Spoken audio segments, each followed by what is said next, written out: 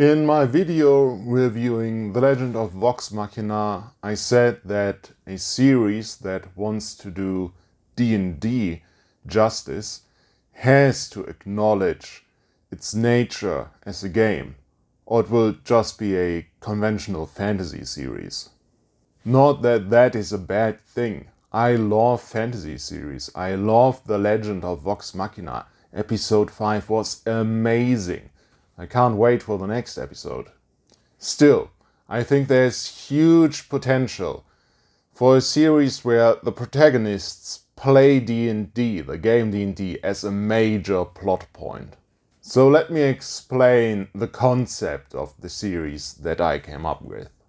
We start our main character, Max Mustermann, a freshman in high school during his first week in the new school.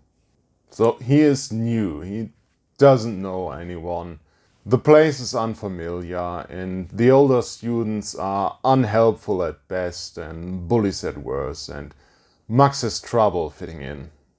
At the end of the day, when he is crestfallen and about to head home to vent his frustration in an all-nighter of Call of Duty, he is approached by another student. An old friend of Max he hasn't seen since elementary school. He is asked to join his old friend's gaming group. It's a super cool game where you can play as a mighty warrior or powerful wizard. You can slay monsters and cast fireballs and plunder mighty treasures.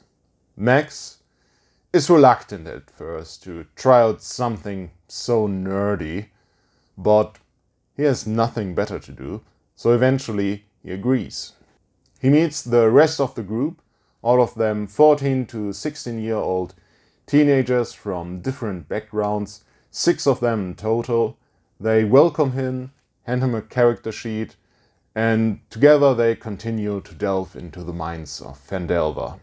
From there, we follow the exploits of this group.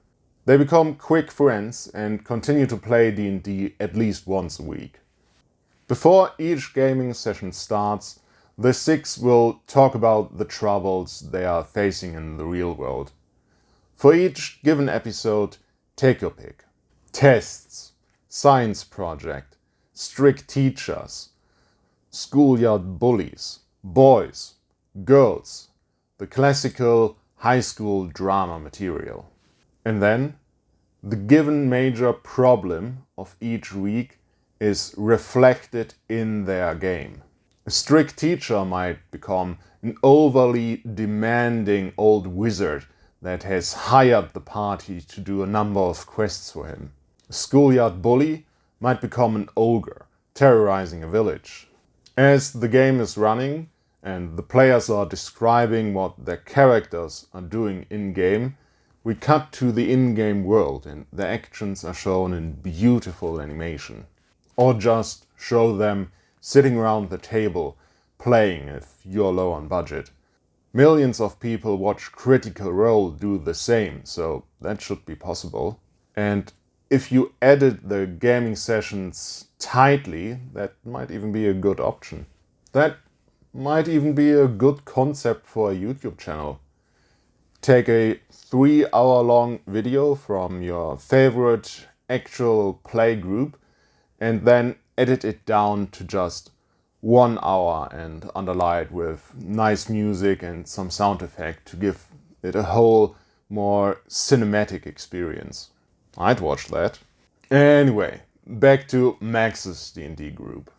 In the game, their characters will have to use ingenuity and cunning and work together as a team to overcome the challenges of each episode. Let them struggle, let them fail, and only triumph in the end, after they have learned an important life lesson in the process.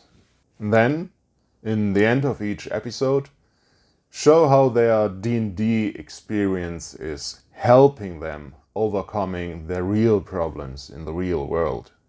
Of course, this idea might be a bit idealistic, unrealistic even, but I'm imagining a fun series targeted at a teenage audience. You could put some good product placement in there.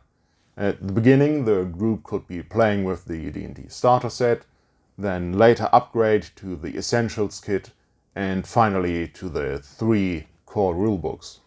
You could introduce a rule concept or a nerdy aspect of the RPG culture in general each episode. You could have overarching plots and villains throughout an entire season. And as the in-game characters level up and become more powerful, so does the gaming group. The characters grow up and become more competent and confident in themselves.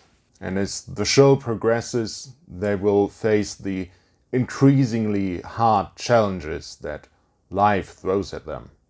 I can easily see a series like this running for 3 or 4 seasons until you run out of material to work with. Anyway, that is my concept for a D&D series. Or should I say, one of my concepts for a D&D series. The other series I have in mind is targeted to a more middle-aged audience. But that I will explain next week. So if you want to see that, consider subscribing to my channel. Let me end this video with a question for you, the audience. What character class were you in school? And did you change character classes since then, or did you just level up? Let me know in the comments below. As always, thanks for watching and goodbye.